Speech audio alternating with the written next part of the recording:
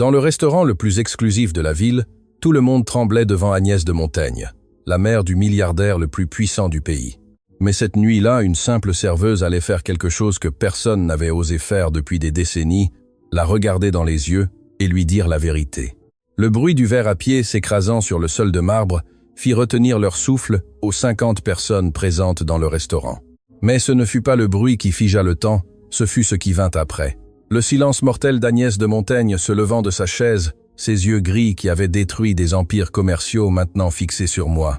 J'avais 3 secondes pour décider si je voulais garder mon emploi ou ma dignité. J'ai choisi la dignité. Madame de Montaigne, dis-je, et ma voix sonnait plus ferme que ne le suggéraient mes mains tremblantes. Ramassez votre verre vous-même. Le restaurant Le Diamant Noir n'avait jamais connu un silence aussi absolu. On n'entendait même pas le tintement des couverts. 60 yeux me regardaient comme si je venais de signer mon arrêt de mort. Parce que dans cette ville, contredire Agnès de Montaigne n'était pas une erreur, c'était la ruine professionnelle. Permettez-moi de revenir 3 heures en arrière, au moment où ma vie avait encore un sens. Il était 18 heures quand je suis arrivé au restaurant, traînant mon uniforme bordeaux qui montrait déjà des signes de trop nombreux lavages. Le gérant, Monsieur Duval, m'a intercepté à l'entrée de service avec ce regard qui signifiait des problèmes. « Chloé, table 12, vous vous en occupez. Mon estomac s'est contracté. » La table 12 était la seule table du restaurant à avoir son propre candélabre en cristal baccarat et une vue directe sur le jardin privé. Elle n'était réservée que pour une seule personne. Elle, ai-je murmuré. Duval hocha la tête. Sa petite moustache tremblait légèrement. Agnès de Montaigne est arrivée il y a 10 minutes avec son fils Étienne et elle a déjà fait pleurer 2 serveuses. Il s'est rapproché, baissant la voix. « Chloé, j'ai besoin que vous soyez invisible. Servez, souriez et, pour l'amour du ciel, ne la regardez pas directement dans les yeux. » La dernière serveuse qui l'a fait. « Eh bien, disons qu'elle nettoie maintenant les toilettes à la gare routière. » J'ai acquiescé bien que quelque chose dans ma poitrine se resserrait déjà. Je travaillais au Diamant Noir depuis 6 mois. 6 mois à éviter cette situation précise. Mais l'univers a un sens de l'humour cruel. Quand je me suis approché de la table 12, la première chose que j'ai vue était son dos. Agnès de Montaigne avait 63 ans, mais sa posture était d'acier, cheveux argentés ramenés en un chignon parfait, tailleur noir Chanel qui coûtait probablement plus cher que mon loyer de toute l'année, et ses mains, mon Dieu, ses mains avec des bagues en diamant qui brillaient comme des avertissements. À sa droite, son fils Étienne, 35 ans, héritier de l'Empire Montaigne, et avec un regard dans les yeux que j'ai immédiatement reconnu, honte contenue. Je l'avais déjà vu chez d'autres enfants de familles puissantes. Cette expression de celui qui sait que sa mère est un monstre, mais qui est trop effrayé ou trop à l'aise pour faire quoi que ce soit à ce sujet. « Bonsoir », dis-je avec ma meilleure voix professionnelle, plaçant les menus sur la table. « Bienvenue au Diamant Noir. Mon nom est Chloé, et je serai votre l'eau est tiède », interrompit Agnès sans même me regarder. Sa voix était froide, précise, comme un scalpel. Ne sait-on pas dans ce restaurant que l'eau doit être servie à 4 degrés Celsius? J'ai regardé le verre. Je pouvais voir les gouttes de condensation sur le cristal.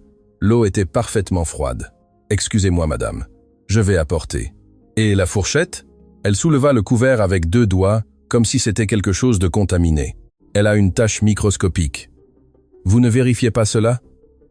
Étienne se tortilla inconfortablement sur sa chaise.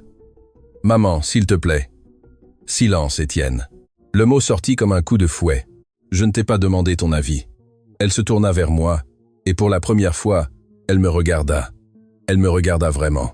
Ses yeux gris parcoururent mon uniforme usé, mes cheveux attachés en une simple queue de cheval, mes vieilles chaussures que j'avais cirées 3 fois ce matin-là pour essayer de les rendre présentables. Et dans son regard, je vis quelque chose de pire que le mépris. J'ai vu le néant, comme si j'étais si insignifiante que je ne méritais même pas son dédain. « Apportez tout de neuf », ordonna-t-elle. « Eau, couvert, assiette, tout. Et quand vous reviendrez, assurez-vous de ne pas respirer près de la nourriture. Je ne sais pas quel parfum bon marché vous utilisez, mais il est offensant. Je ne portais pas de parfum. Je n'en avais pas les moyens. »« Tout de suite, madame », fis-je en me retournant, sentant les regards des autres tables. Tous avaient entendu. Dans la cuisine, le chef Antoine me vit entrer et secoua la tête. Qu'a demandé la sorcière maintenant? Tout de neuf. Mes mains tremblaient tandis que je rassemblais les couverts propres. Elle dit que l'eau est tiède et que mon parfum est offensant. « Vous ne portez pas de parfum », signala Antoine en fronçant les sourcils. « Je sais. Je suis retourné à la table 12 avec un nouveau plateau. Chaque pas ressemblait à une marche vers l'échafaud. J'ai placé l'eau fraîche, les nouveaux couverts, les assiettes immaculées. J'ai bougé comme un fantôme, exactement comme Duval m'avait dit de le faire. « Êtes-vous prêt à commander ?» demandai-je. Agnès n'a même pas ouvert le menu. Étienne commandera le filet de bœuf Wellington. Je prendrai la salade niçoise, mais sans anchois, sans olives, sans œufs. Et je veux que le thon soit saisi exactement 45 secondes de chaque côté. Pas une seconde de plus, pas une seconde de moins. Avez-vous compris, ou dois-je vous l'écrire? J'ai parfaitement compris, madame. Cela reste à voir. Les 40 minutes suivantes furent une leçon magistrale d'humiliation systématique. Chaque fois que je m'approchais de la table, Agnès trouvait quelque chose de nouveau à critiquer. Le pain était trop chaud, le beurre trop froid, les bougies trop brillantes, ma façon de marcher trop bruyante, mes excuses trop fréquentes, mon silence trop grossier. Étienne ne dit pas un mot pour me défendre.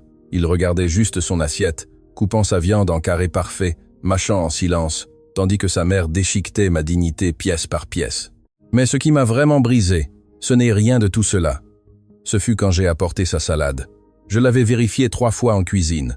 Le chef Antoine avait personnellement chronométré la saisie du thon exactement 45 secondes par côté. La présentation était parfaite. J'ai placé l'assiette devant elle avec des mains qui ne tremblaient plus de nervosité, mais de quelque chose de plus profond, quelque chose de plus sombre. Agnès regarda la salade, prit sa fourchette, coupa un morceau de thon, le porta à sa bouche, mâcha lentement, ses yeux ne quittant jamais les miens. Et puis, avec un mouvement délibéré et calculé, elle cracha la nourriture dans sa serviette. « Il est sec », déclara-t-elle. « Absolument inacceptable. Il n'était pas sec.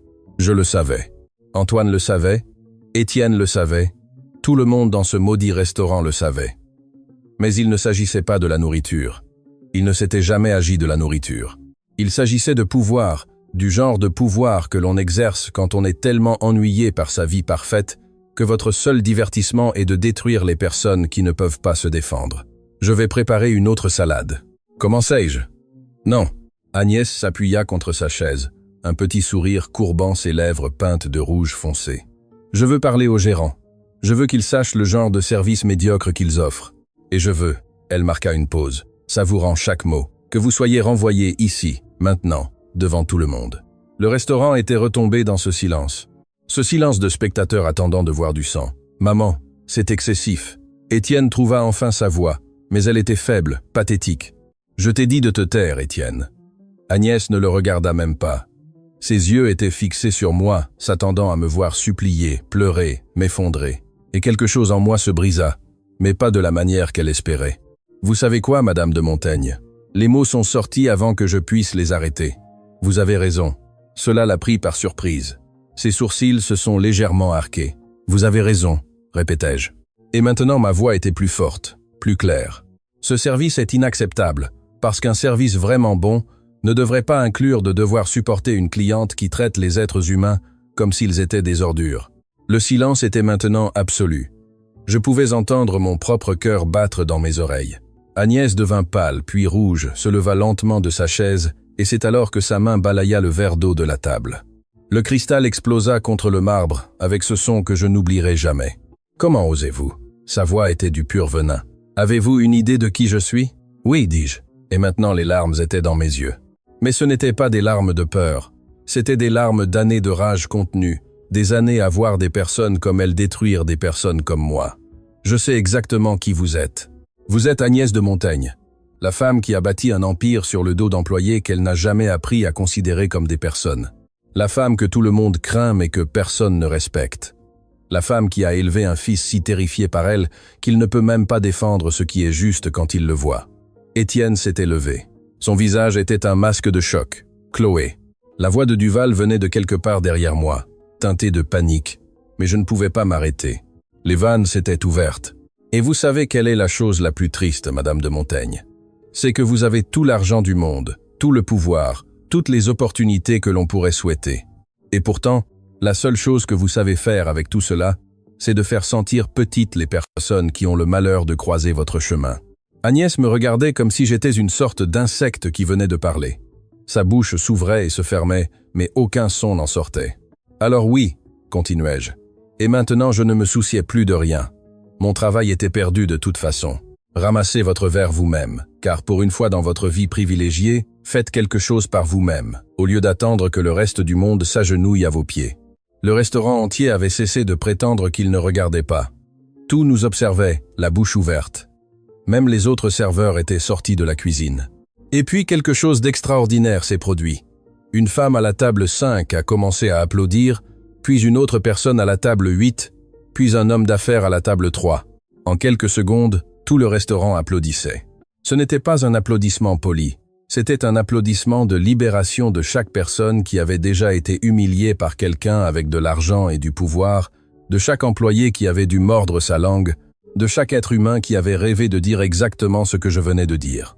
Agnès de Montaigne, pour la première fois en probablement des décennies, resta complètement sans voix. Mais tandis que les applaudissements continuaient, je vis quelque chose qui me glaça le sang. Étienne de Montaigne me regardait, et dans ses yeux, il n'y avait pas de colère. Il y avait quelque chose de plus troublant. Il y avait des larmes. « Mon père », dit-il à voix basse, mais dans le silence qui suivit les applaudissements, tout le monde l'entendit. « Mon père est mort il y a 6 mois. Savez-vous quelles ont été ses dernières paroles ?» Il se tourna vers sa mère.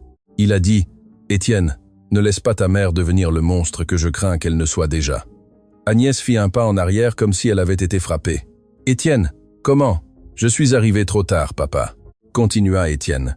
Et maintenant les larmes coulaient librement sur son visage. « Je suis arrivé 35 ans trop tard. » Il me regarda de nouveau, mais cette femme, cette serveuse que vous ne connaissez même pas, a eu le courage que je n'ai jamais eu. Il sortit son portefeuille et plaça plusieurs billets sur la table. Assez d'argent pour payer l'addition 10 fois. « Partons, maman. » Mais Agnès ne bougeait pas. Elle me regardait avec une expression que je ne pouvais pas déchiffrer. Ce n'était pas de la rage, ce n'était pas de l'humiliation. C'était quelque chose de plus complexe, quelque chose qui ressemblait presque à de la reconnaissance. « Comment vous appelez-vous » demanda-t-elle finalement. Sa voix n'était qu'un murmure. « Chloé Lefebvre. » Elle hocha lentement la tête, comme si elle mémorisait le nom.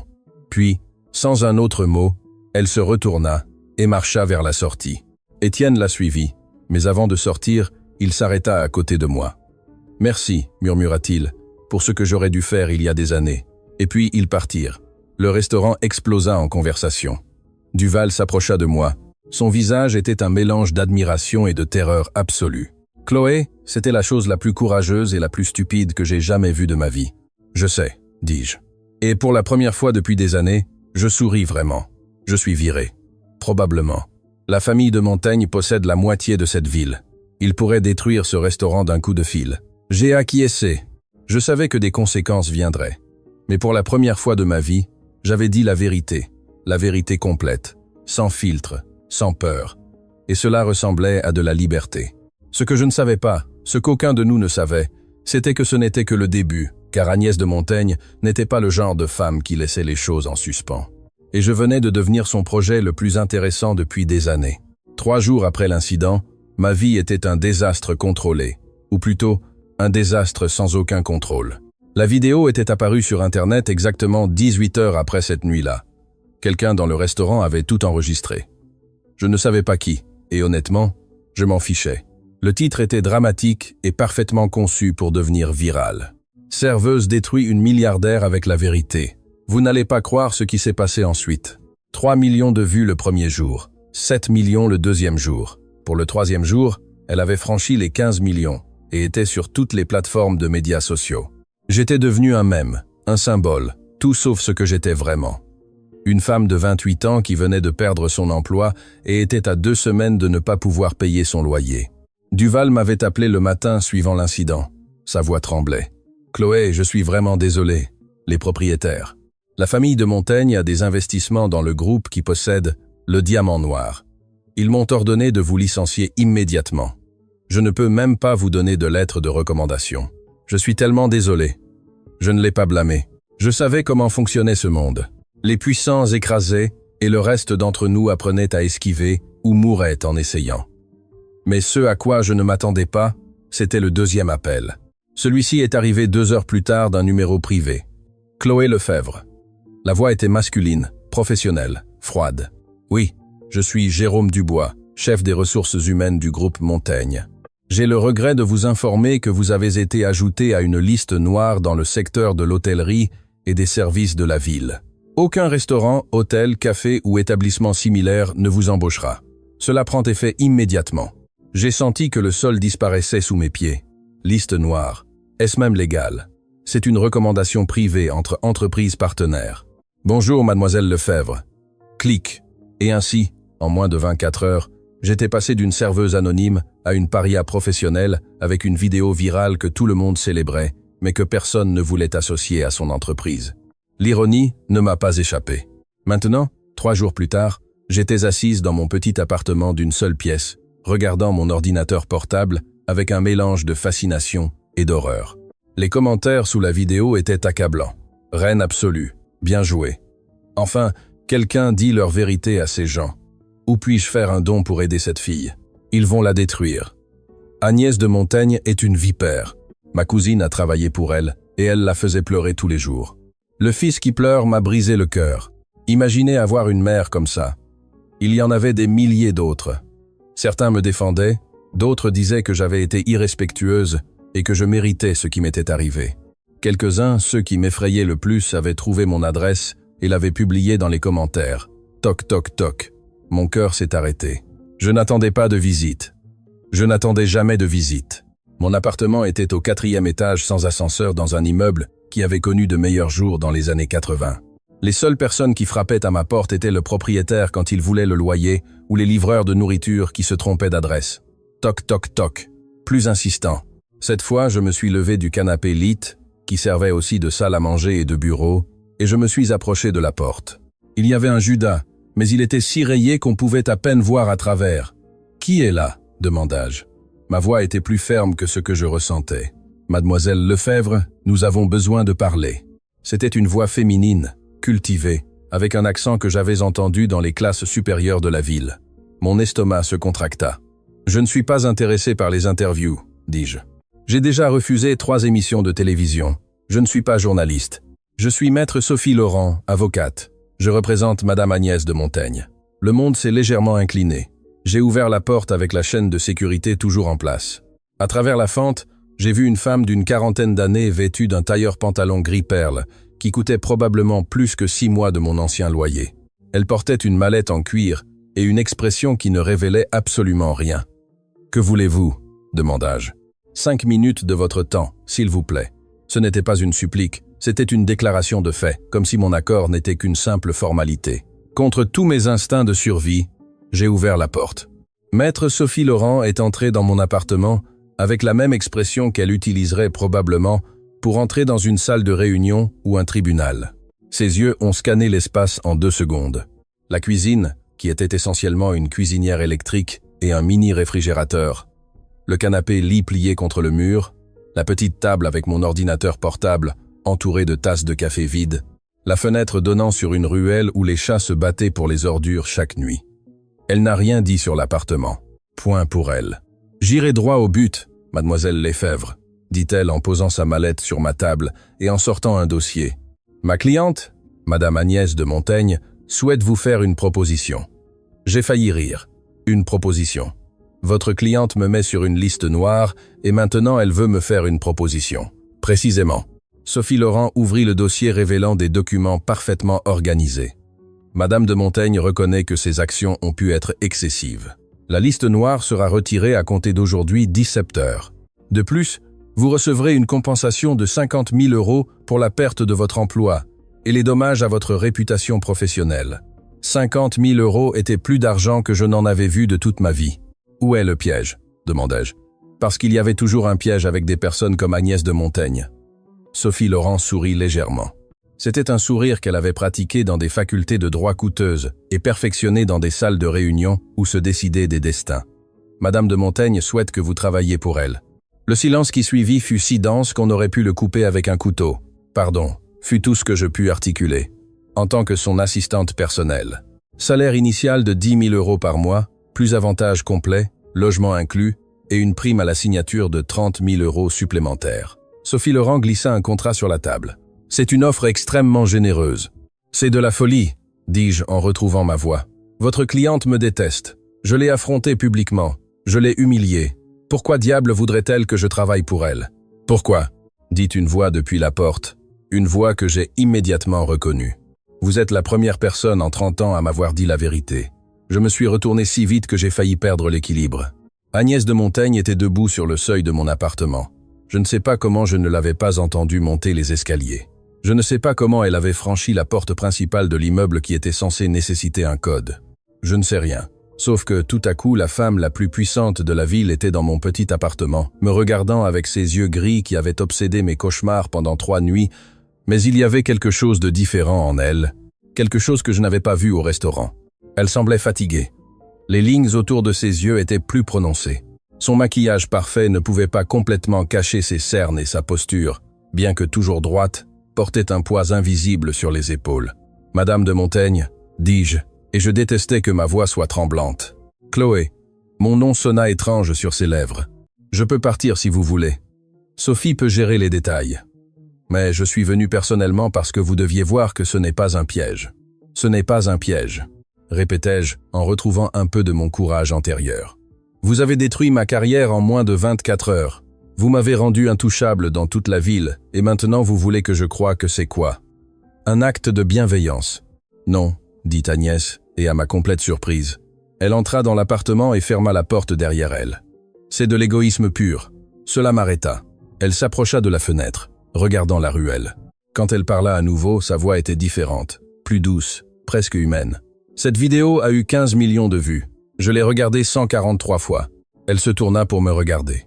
Savez-vous combien de personnes dans ma vie m'ont parlé comme ça, avec cette honnêteté brutale, cette vérité sans filtre? Je n'en ai aucune idée. Zéro. Jusqu'à vous. Elle retira lentement ses gants en cuir, un geste qui semblait plus vulnérable qu'il ne devrait l'être.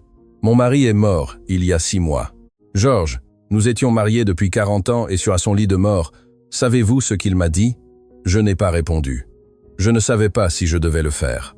Il m'a dit qu'il m'avait perdu, que la femme dont il était tombé amoureux avait disparu il y a si longtemps qu'il ne pouvait même plus se souvenir de son rire. Ses yeux brillaient, mais pas de larmes, avec quelque chose de plus dur. Il m'a dit que j'étais devenu exactement ce qu'il craignait le plus, ma propre mère. L'air dans l'appartement était lourd, chargé de vérités que je n'étais pas sûr de vouloir entendre. Pendant 6 mois, continua Agnès, j'ai essayé de comprendre ce qu'il voulait dire. J'ai analysé chaque décision que j'ai prise, chaque mot que j'ai dit, chaque personne que j'ai blessée sur mon chemin vers le succès, et je n'ai pas trouvé de réponse parce que tout le monde autour de moi me dit ce que je veux entendre. Ils me disent que je suis brillante, puissante, inspirante. Mais vous savez que ce n'est pas vrai, dis-je à voix basse. Je sais que ce n'est qu'une partie de la vérité, la partie pratique. Elle me regarda directement. Et puis vous êtes arrivée, une serveuse de 28 ans qui n'avait rien à gagner et tout à perdre. Et pourtant, vous m'avez dit exactement ce que personne d'autre n'ose dire, et vous m'avez détruite pour ça. Oui, elle ne le nia pas, elle ne s'excusa pas parce que c'est ce que je fais, c'est ce que j'ai fait toute ma vie. Quelqu'un me défie et j'écrase. C'est l'instinct à ce stade, automatique. Et maintenant, demandai-je, vous voulez que je sois votre conscience personnelle, votre miroir de vérités inconfortables? Je veux, dit Agnès. Et maintenant il y avait quelque chose de presque désespéré dans sa voix. Que quelqu'un m'arrête avant qu'il ne soit trop tard. Étienne me regarde avec peur. Mes employés m'évitent. Mes amis ne sont que des personnes qui veulent quelque chose de moi. Et je suis seul dans un hôtel particulier de 20 pièces, me transformant lentement en le genre de personne que même mon fils ne peut pas aimer. Le silence qui suivit fut brisé par Sophie Laurent, qui avait tout observé avec une expression professionnellement neutre. « Le contrat est pour 1 an, dit-elle, revenant aux détails pratiques. Avec une clause de sortie mutuelle après 3 mois, et les 2 parties conviennent que cela ne fonctionne pas. Confidentialité totale, bien sûr. J'ai regardé le contrat. Les chiffres dansaient devant mes yeux. 120 000 euros par an, 30 000 euros de primes, 50 000 euros de compensation. C'était un total de 200 000 euros. C'était une vie complètement différente. C'était aussi potentiellement un piège doré. Pourquoi devrais-je vous faire confiance? Demanda-je directement à Agnès. Vous avez montré exactement de quoi vous êtes capable quand quelqu'un vous défie. Vous ne devriez pas me faire confiance, répondit Agnès avec une honnêteté surprenante. Vous devriez y aller les yeux complètement ouverts, sachant que je suis difficile, exigeante, et que je rendrai probablement votre vie misérable au moins la moitié du temps, et l'autre moitié. Pour la première fois, j'ai vu quelque chose qui aurait pu être un vrai sourire sur son visage. L'autre moitié. Vous apprendrez comment le monde fonctionne vraiment au sommet. Vous rencontrerez des personnes qui peuvent ouvrir des portes dont vous ne saviez même pas qu'elles existaient. Et qui sait? Son expression s'adoucit légèrement. Peut-être que nous apprendrons toutes les deux quelque chose. J'ai regardé Sophie Laurent, qui maintenait son expression parfaitement neutre. J'ai regardé le contrat avec tous ses zéros. J'ai regardé mon appartement minuscule avec son canapé, lit et sa vue sur la ruelle. Et j'ai regardé Agnès de Montaigne, cette femme complexe et brisée qui avait été ma méchante personnelle 3 jours auparavant. J'ai besoin de 24 heures pour y réfléchir, dis-je finalement. Bien sûr. Sophie Laurent ferma sa mallette avec un clic satisfait. Mon numéro est sur la première page du contrat. Appelez avant 17 heures demain. Agnès enfila ses gants, se préparant à partir, mais s'arrêta à la porte, me regardant une dernière fois. Chloé, je ne vous demande pas de me pardonner. Je ne vous demande même pas de m'apprécier. Je vous demande juste de considérer que juste peut être. Nous pourrions toutes les deux bénéficier de cette folie. Et puis elle est partie, laissant derrière elle l'odeur de son parfum coûteux et un contrat qui pourrait changer ma vie. Je suis restée assise sur mon canapé-lit pendant des heures après leur départ, regardant les papiers. Mon téléphone n'arrêtait pas de sonner avec des messages d'amis qui avaient vu la vidéo, des journalistes qui voulaient des interviews, des inconnus sur Internet qui avaient des opinions sur ma vie, mais il y avait un message qui m'a fait m'arrêter. Il venait d'un numéro inconnu. C'est Étienne. J'ai obtenu votre numéro par l'intermédiaire de... Eh bien, peu importe comment. Je voulais juste vous dire. Si vous décidez de travailler pour ma mère, soyez prudente. Mais aussi merci. Pour la première fois depuis des années, je l'ai vu vraiment se regarder dans le miroir. Quoi qu'il arrive ensuite, vous avez commencé quelque chose. Et j'ai regardé par ma fenêtre la ruelle où 2 chats se battaient pour un morceau de vieille pizza. J'ai pensé à Georges de Montaigne, un homme qui avait passé 40 ans à voir sa femme se transformer en quelque chose qu'il ne reconnaissait pas. J'ai pensé à Étienne, un fils qui aimait sa mère, mais craignait de devenir elle.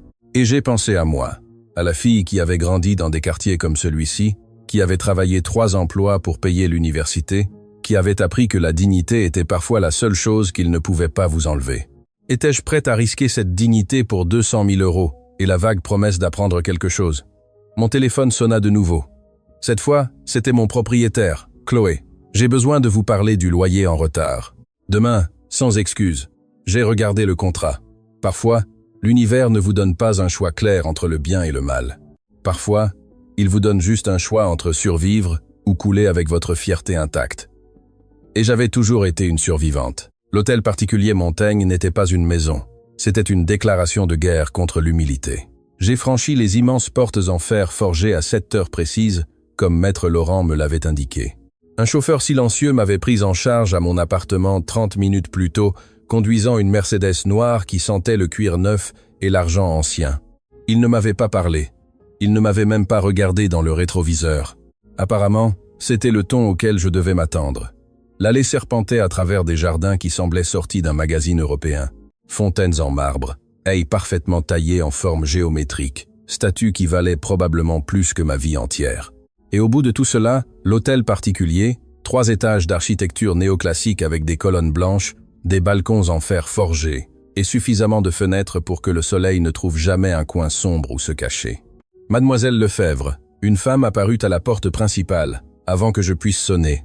Elle avait une 50aine d'années, des cheveux gris ramassés en un chignon sévère et portait une robe noire simple qui criait « J'ai vu des choses qui vous feraient démissionner dès votre premier jour.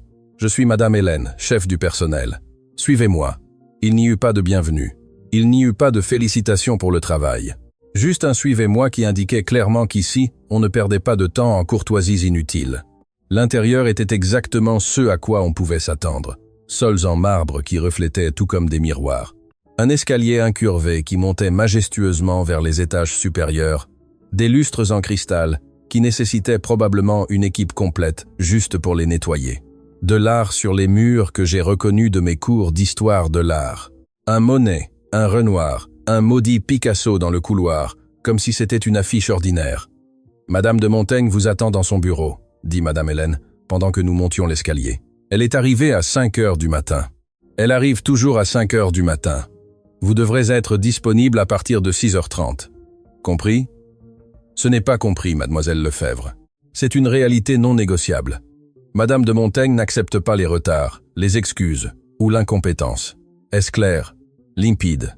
Madame Hélène s'arrêta devant une porte en bois sombre incrustée de ce qui semblait être de l'or véritable.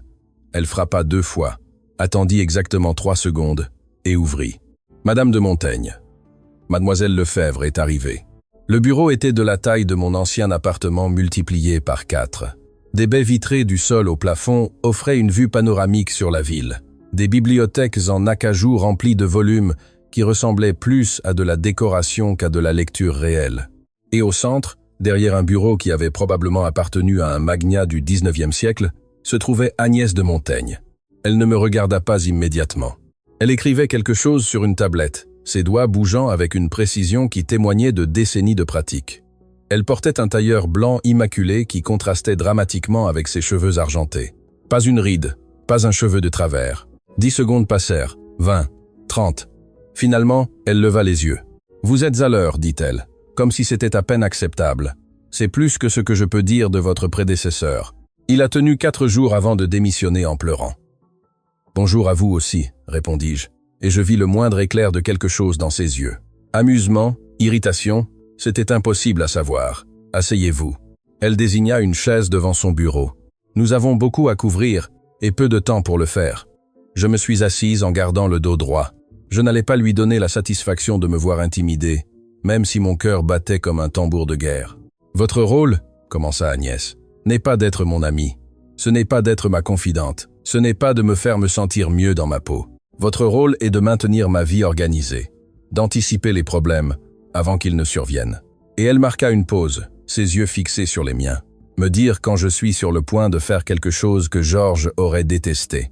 Cette dernière partie me prit par surprise. « Pardon, vous avez bien entendu. » Elle s'appuya contre sa chaise. « Mon mari avait une boussole morale que j'ai perdue à un moment donné au cours des 20 dernières années. Vous avez démontré au restaurant que vous en avez une. J'en ai besoin. Je ne suis pas votre conscience allouée, dis-je prudemment. Vous n'êtes pas mon assistante qui a accessoirement l'épine dorsale que la plupart des gens dans ma vie ont perdue il y a longtemps. » Elle se leva, marchant vers les baies vitrées. « Aujourd'hui, j'ai 4 réunions. Une avec le conseil d'administration de l'hôpital pour enfants que ma famille a fondé, une autre avec les investisseurs du nouveau développement immobilier dans le quartier historique. Ensuite, déjeuner avec la mère. Et enfin, un appel vidéo avec nos partenaires à Singapour. » Elle sortit un dossier de son bureau et le glissa vers moi. « Lisez ceci. Ce sont les antécédents de chaque réunion. Vous aurez 20 minutes. » J'ai ouvert le dossier. Il y avait au moins 100 pages d'informations denses. Rapports financiers, biographie de personnes clés, analyse de marché et projections. Ma tête commença à tourner. « 20 minutes, répétai-je. 18 maintenant, dit-elle en regardant sa montre. Le temps presse. Les 18 minutes suivantes furent un éclair d'informations que je pouvais à peine traiter. J'ai appris que l'hôpital pour enfants était en crise financière, que le développement immobilier menaçait de déplacer des centaines de familles à faible revenu, que la mère faisait pression pour des réglementations qui affecteraient les affaires des Montagnes, que les partenaires, à Singapour, envisageaient de se retirer d'un accord de 50 millions d'euros. Quand Agnès revint, j'avais un mal de tête massif et j'avais pris des notes frénétiques dans un cahier que Madame Hélène m'avait donné. « Résumé », ordonna Agnès. 30 secondes. J'ai respiré profondément. L'hôpital a besoin d'argent, mais vous ne voulez pas simplement faire un chèque, car cela créerait un précédent. Le développement immobilier est rentable, mais éthiquement discutable. La mère veut quelque chose de vous et vous voulez quelque chose d'elle. Singapour est une épreuve de force, et celui qui clignera des yeux, le premier perd. Agnès m'étudia longuement, puis, à ma complète surprise, elle sourit. Un petit sourire, mais réel. « Georges aurait dit exactement cela », murmura-t-elle. Plus pour elle-même que pour moi. « Bien, allons-y. » La première réunion était avec le conseil de l'hôpital. 8 personnes autour d'une table de conférence dans l'aile et de l'hôtel particulier. Tous impeccablement vêtus, tous avec des expressions soigneusement neutres, tous clairement terrifiés par Agnès.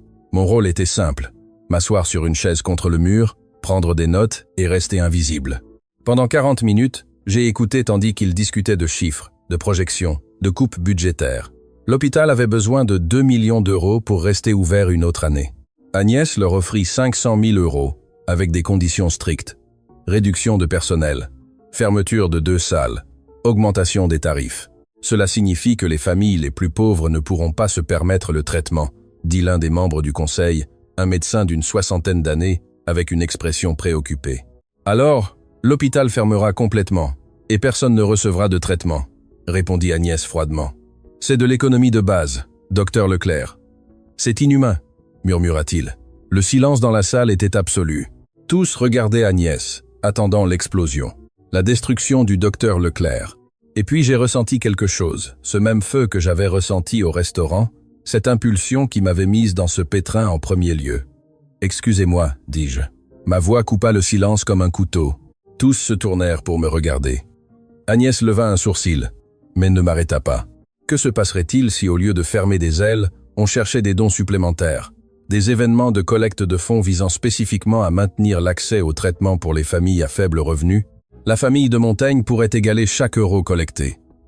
Le docteur Leclerc me regardait comme si je venais de suggérer de voler jusqu'à la lune. Les autres membres du conseil semblaient confus quant à savoir s'ils devaient m'écouter ou m'ignorer. Agnès ne dit rien pendant 5 secondes complètes. Ensuite, sortez de la salle, Chloé. Mon estomac se serra. Je me levai, marchant vers la porte avec des jambes qui me soutenaient à peine. J'avais tenu exactement 1h12 dans mon nouvel emploi avant de le ruiner complètement. Mais quand j'atteignis la porte, Agnès parla de nouveau. « Attendez dehors. Je vous rappellerai dans 10 minutes. » Je fermai la porte derrière moi, respirant lourdement. Madame Hélène était dans le couloir, son expression aussi neutre que d'habitude. « Combien pariez-vous qu'elle me vire avant le déjeuner ?» lui demandai-je. « Je ne parie pas, mademoiselle Lefebvre, » répondit-elle. « Mais si je le faisais, je parierais que vous tenez plus longtemps que vous ne le pensez. » Je l'ai vue la regarder quand elle a parlé.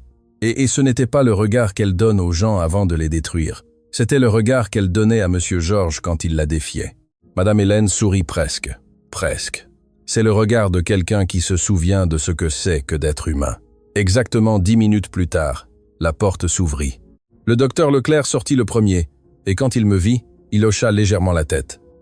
Respect peu, être ou gratitude.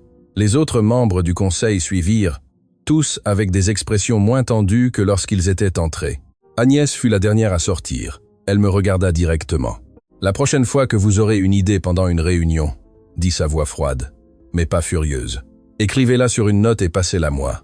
N'interrompez pas. »« Oui, madame. » Cela dit, elle marqua une pause. « Votre idée était bonne. Nous allons la mettre en œuvre. L'hôpital recevra le 1 million complet, à condition qu'il collecte un autre 1 million en 6 mois. Nous l'égalerons. » Je ne savais pas quoi dire. Je m'étais attendu à être renvoyée, humiliée, détruite. « Merci, murmurai-je. Ne me remerciez pas. Georges aurait fait la même chose. Vous m'avez juste rappelé comment. » Elle se tourna pour partir, puis s'arrêta. « Et Chloé, la prochaine réunion est dans 30 minutes. Préparez-vous, ce ne sera pas si facile. » Tandis que je la regardais s'éloigner, Madame Hélène s'approcha de moi. « Bienvenue à l'hôtel particulier Montaigne, mademoiselle Lefebvre. » dit-elle, avec la plus petite touche de chaleur dans sa voix. « Je crois que vous pourriez survivre ici après tout. » La 2e semaine à l'hôtel particulier Montaigne, j'ai appris que l'enfer avait de nombreux visages et qu'ils portaient tous le visage de ma patronne. J'avais commencé à croire dans un coin naïf de mon esprit que être Agnès de Montaigne voulait vraiment changer, que le moment au restaurant avait été un tournant, que les mots de son mari mort avaient planté une graine de transformation. Quelle idiote j'ai été. C'était mardi après-midi, quand tout s'est écroulé. J'étais dans le bureau d'Agnès, passant en revue la correspondance du jour quand j'ai entendu les cris. Pas un cri singulier. Une voix féminine transperçant les murs du manoir, comme un couteau. J'ai besoin de la voir. J'ai besoin de voir cette garce tout de suite. Je me suis levé d'un bond, mon cœur s'accélérant déjà. Madame Hélène apparut à la porte. Son visage habituellement serein, maintenant tendu, avec quelque chose qui ressemblait à de la peur. « Mademoiselle Lefebvre, Madame de Montaigne a besoin que vous. » Mais elle n'a pas fini la phrase parce que la porte du vestibule principal s'est ouverte en grand et qu'une femme a fait irruption dans le bureau comme un ouragan humain. Elle avait une 40aine d'années, des cheveux foncés, ébouriffés, des yeux gonflés par les pleurs et portait des vêtements qui avaient autrefois été élégants, mais qui étaient maintenant froissés, comme si elle avait dormi avec pendant des jours. Dans sa main droite, elle tenait une enveloppe Kraft. Dans sa main gauche, elle tremblait. « Cécile !» La voix d'Agnès sortit froide comme la glace arctique depuis son bureau. Elle n'avait pas bougé. Elle n'avait même pas levé les yeux de son ordinateur. « Vous n'avez pas de rendez-vous. »« Rendez-vous !» La femme Cécile rit, mais il n'y avait pas d'humour dans ce son, seulement de la douleur distillée sous forme de rire. « J'ai besoin d'un rendez-vous pour vous demander pourquoi vous avez détruit ma vie. » Maintenant. Agnès leva les yeux et l'expression sur son visage me glaça le sang. Ce n'était pas de la surprise, ce n'était pas de la culpabilité, c'était de l'ennui. De l'ennui absolu, comme si cette femme brisée devant elle n'était qu'une nuisance mineure dans sa journée parfaitement planifiée. « Madame Hélène, » dit Agnès calmement, « appelez la sécurité. » Non. Cécile s'approcha du bureau, jetant l'enveloppe devant Agnès. Des photographies se dispersèrent sur la surface d'acajou. « Regardez-les, regardez-les. » Pour la première fois, je vis Agnès hésiter. Ses yeux se posèrent sur les photographies, et quelque chose de petit, mais d'indéniable, clignota dans son expression. Je n'aurais pas dû le faire. Ce n'était pas ma place, mais je me suis approché assez pour voir les images. Une fille peut être 8 ou 9 ans, cheveux foncés en couette, sourire énorme montrant une dent manquante. Sur une photo, elle était sur une balançoire. Sur une autre, elle tenait une glace. Sur une autre encore, elle étreignait une femme que je reconnus comme une Cécile plus jeune et plus heureuse. Elle s'appelait Émilie, dit Cécile, et sa voix se brisa à chaque syllabe. Ma fille avait 10 ans. L'utilisation du passé me frappa comme un coup de poing dans l'estomac. Cécile, ce n'est pas approprié, commença Agnès. Ce n'est pas approprié. Cécile frappa le bureau avec les 2 mains, faisant sauter les photographies. Savez-vous ce qui n'est pas approprié? Renvoie une mère célibataire parce qu'elle a pris 3 jours de congé lorsque sa fille était à l'hôpital. Savez-vous ce qui n'est pas approprié? Mettre son nom sur une liste noire pour qu'elle ne puisse pas trouver un autre emploi. Savez-vous ce qui n'est pas approprié? Sa voix monta jusqu'à devenir un cri. Que ma fille soit morte parce que je n'ai pas pu payer son traitement. Parce que vous m'avez tout pris. Le silence qui suivit fut si dense qu'il était douloureux de respirer. J'ai regardé Agnès. J'attendais, je ne sais pas quoi j'attendais. Choc, remords, horreur pour ce qu'elle avait fait, mais ce que j'ai vu était pire que tout ce que j'aurais pu imaginer. J'ai vu le néant. « Cécile » dit Agnès, et sa voix était professionnelle, distante, comme si elle rejetait une demande de vacances. Vous travaillez au département des finances, vous connaissiez les politiques. 3 absences non justifiées sont une cause de licenciement immédiat.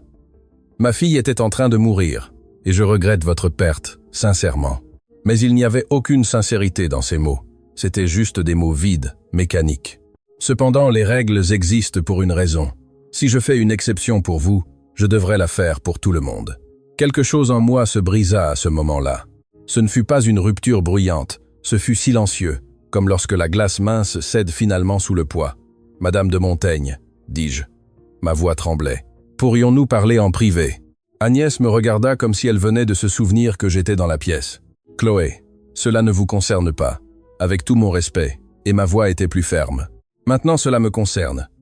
Je suis votre assistante, et une partie de mon travail est de vous empêcher de faire des choses que, je cherchais les bons mots, que Georges aurait détesté. Le nom de son mari mort tomba dans la pièce comme une bombe. Le masque d'Agnès se fissura juste une seconde, juste assez pour que je voie quelque chose de sombre et de tordu en dessous. Douleur peut être ou fureur, ou les deux. « Sortez », dit-elle à Cécile. « Maintenant, je n'ai pas fini. » Si vous avez fini et maintenant il y avait du feu dans la voix d'Agnès. Du vrai feu. Vous êtes entré chez moi sans invitation. Vous avez fait des accusations. Vous avez interrompu ma journée. La sécurité va vous accompagner à la sortie. 2 hommes de la sécurité étaient apparus à la porte. Grands, intimidants, professionnels. Cécile me regarda alors et dans ses yeux, je vis quelque chose qui me hanterait pendant des semaines. Espoir. Espoir que moi, cette étrangère qui travaillait pour son ennemi, puisse faire quelque chose. N'importe quoi. « S'il vous plaît », murmura-t-elle. Je voulais juste qu'elle sache ce qu'elle a fait. Je voulais juste qu'elle voie mon Émilie. Les gardes la prirent doucement par les bras. Elle ne résista pas. Elle n'avait plus de combat en elle. Il ne restait que de la douleur brute et épuisée. Tandis qu'il l'emmenait, j'ai ramassé une des photographies sur le bureau, celle d'Émilie avec la glace. Son sourire était si pur, si plein de vie, et maintenant, elle était morte. 10 ans morte parce que sa mère n'a pas pu payer un traitement qui, pour Agnès de Montaigne, aurait été l'équivalent d'un pourboire dans un restaurant cher. « Lâchez cette photographie », ordonna Agnès. Je ne l'ai pas fait.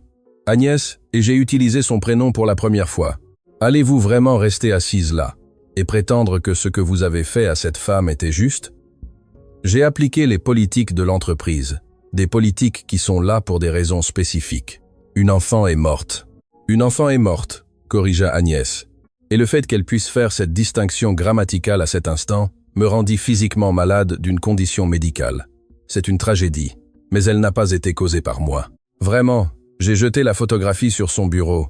C'est ce que vous vous dites pour dormir la nuit. Agnès se leva si vite que sa chaise roula en arrière. Attention, Chloé, vous franchissez une limite. Eh bien, et maintenant je criais aussi. Tout le professionnalisme, toute la prudence que j'avais maintenue pendant 2 semaines s'est évaporée. Parce qu'apparemment, quelqu'un a besoin de franchir vos foutues limites. Vous m'avez embauché spécifiquement pour ça, pour vous arrêter quand vous étiez sur le point de faire quelque chose que Georges aurait détesté. Eh bien, me voici, je vous arrête. Je me suis approché de son bureau, la regardant directement dans ses yeux gris qui avaient perdu toute chaleur. Vous êtes exactement le monstre que votre mari craignait. Vous ne changez pas, vous n'apprenez rien. Vous êtes toujours la même femme qui détruit des vies sans ciller. Parce que les politiques sont plus importantes que les personnes. Les règles sont plus importantes que la compassion. Votre maudite fierté est plus importante que la vie d'une enfant. Assez. Non. Et maintenant, les larmes coulaient sur mon visage. Mais je m'en fichais parce que, vous savez quoi? Je commençais à croire que juste peu, il y avait quelque chose de sauvable en vous. Que le discours sur Georges, sur le désir de changer, sur le besoin que quelqu'un vous arrête, que tout cela était réel. Mais ça ne laisse pas. Vous n'êtes qu'une femme solitaire, qui veut se sentir mieux dans sa peau, sans vraiment faire le travail d'être meilleure.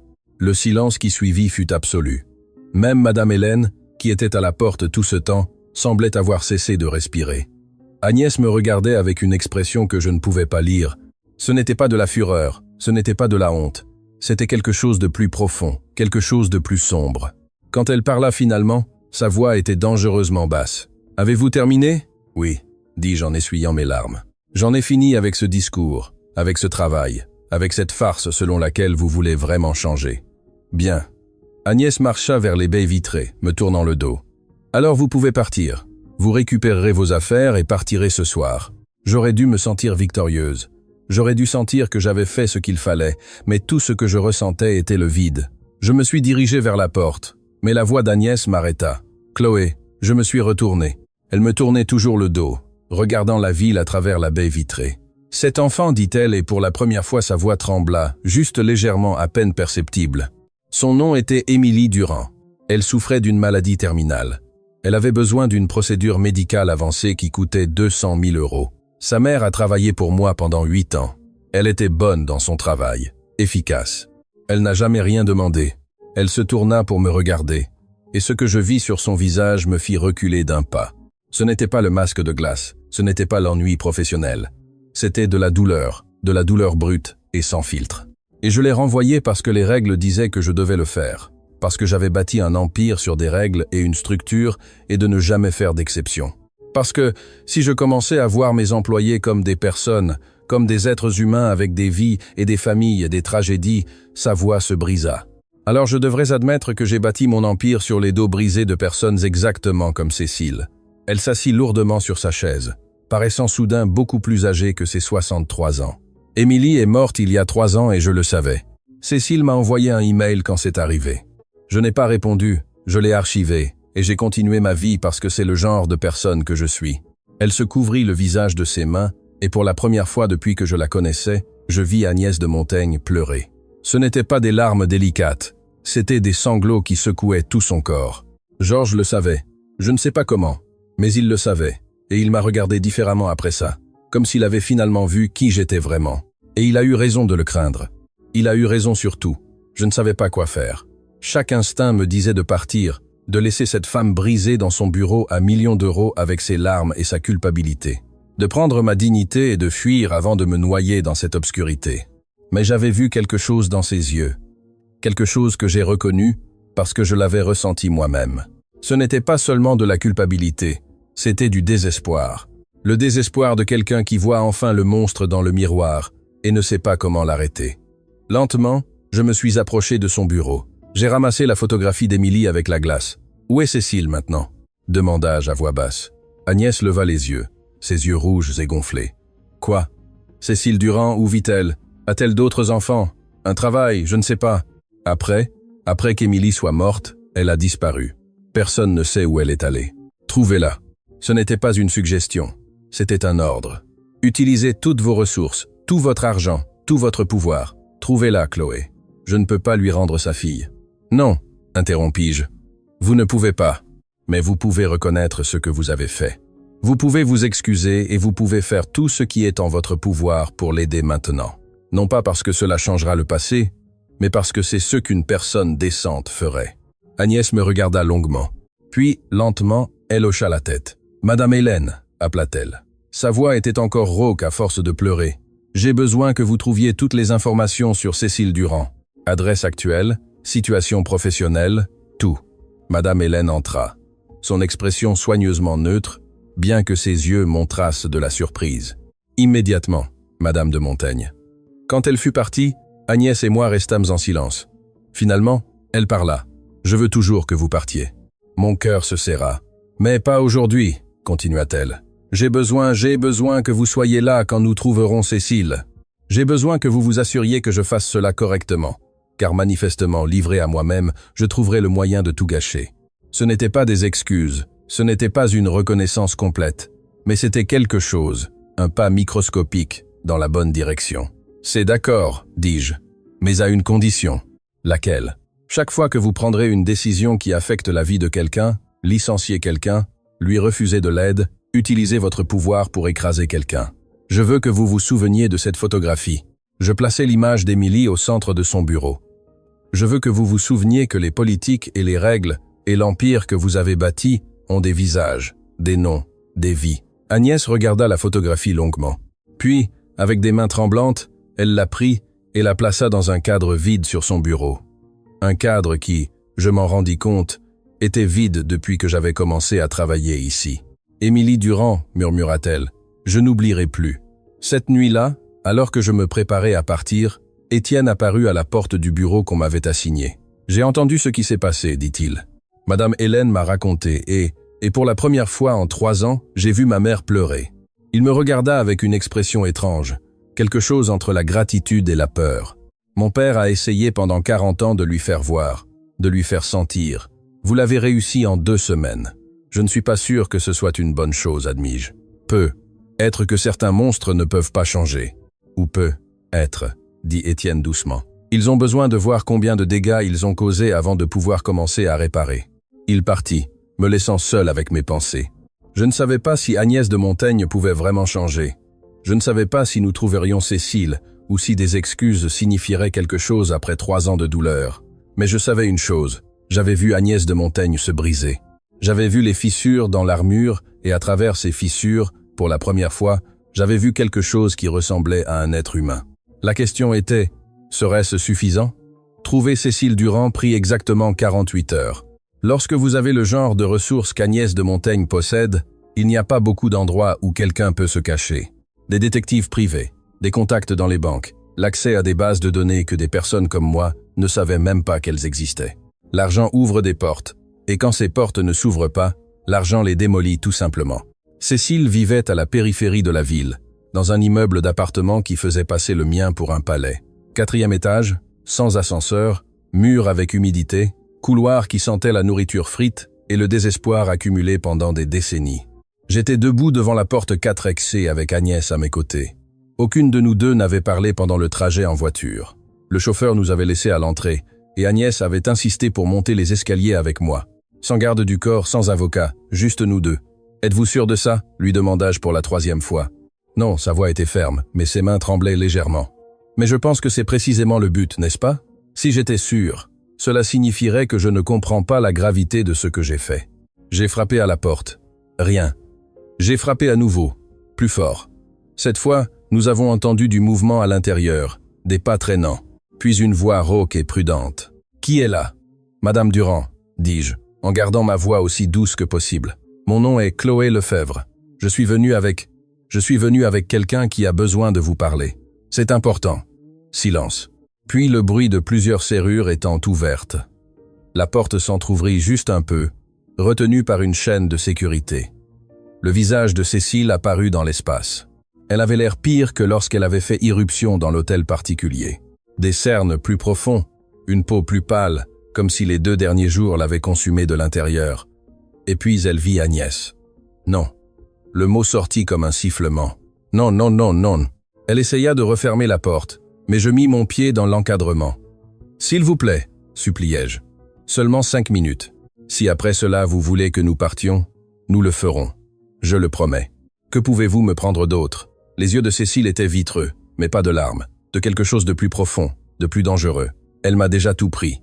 Mon travail, ma dignité, ma fille. « Je sais, dit Agnès, et sa voix n'était qu'un murmure.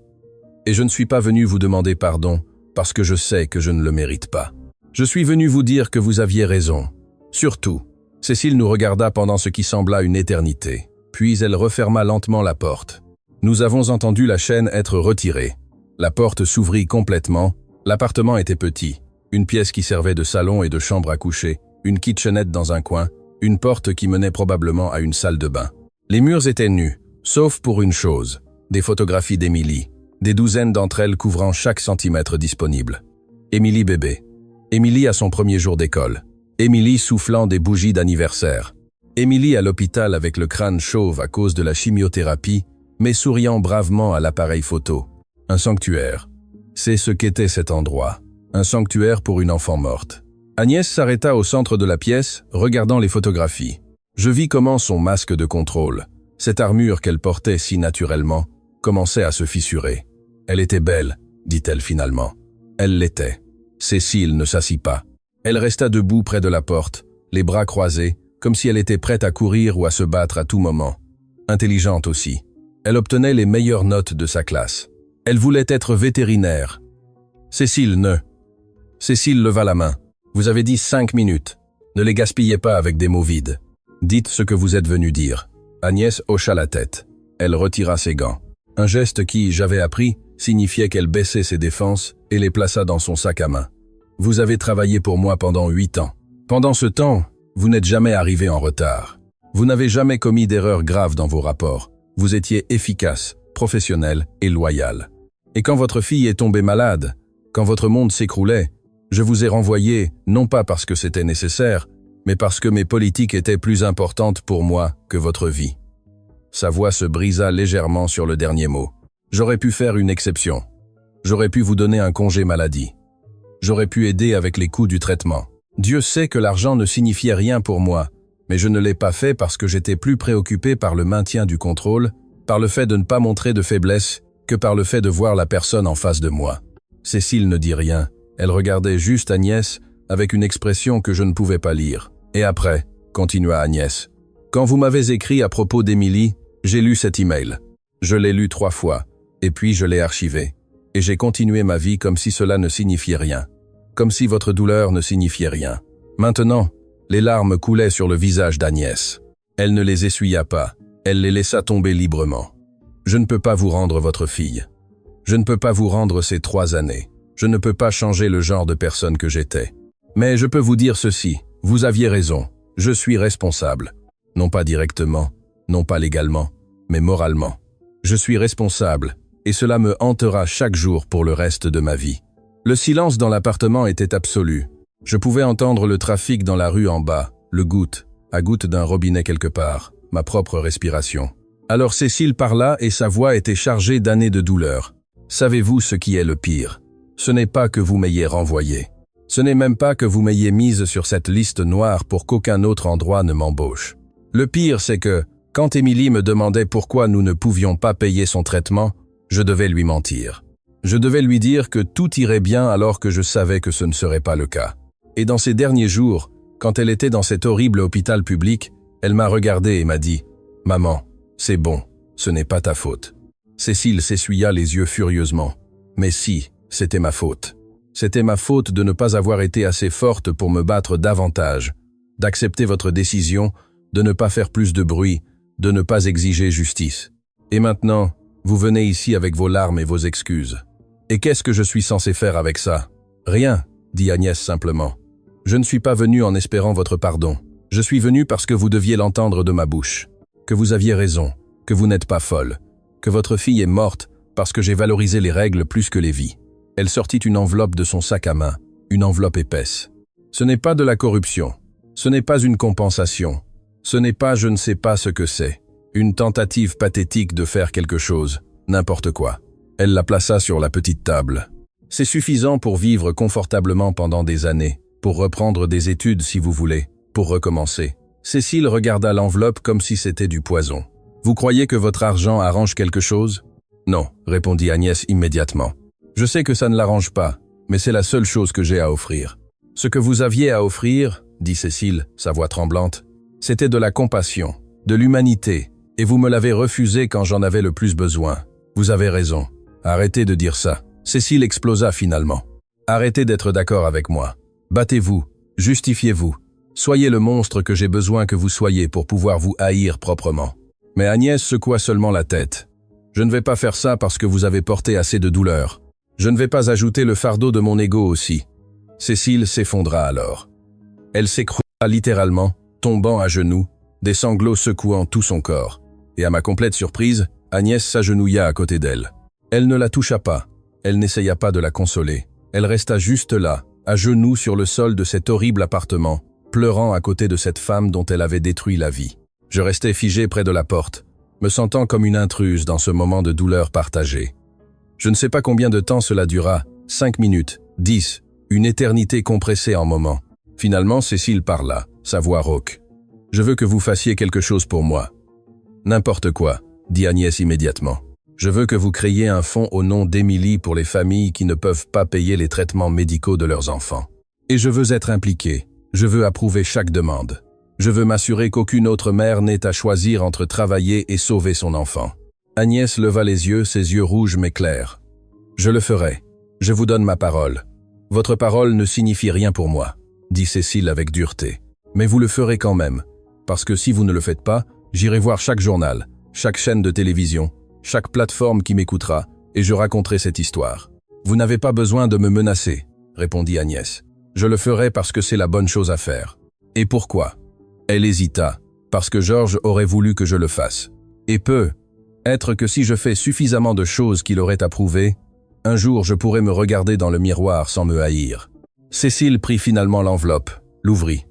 Je vis ses yeux s'écarquiller en voyant la somme.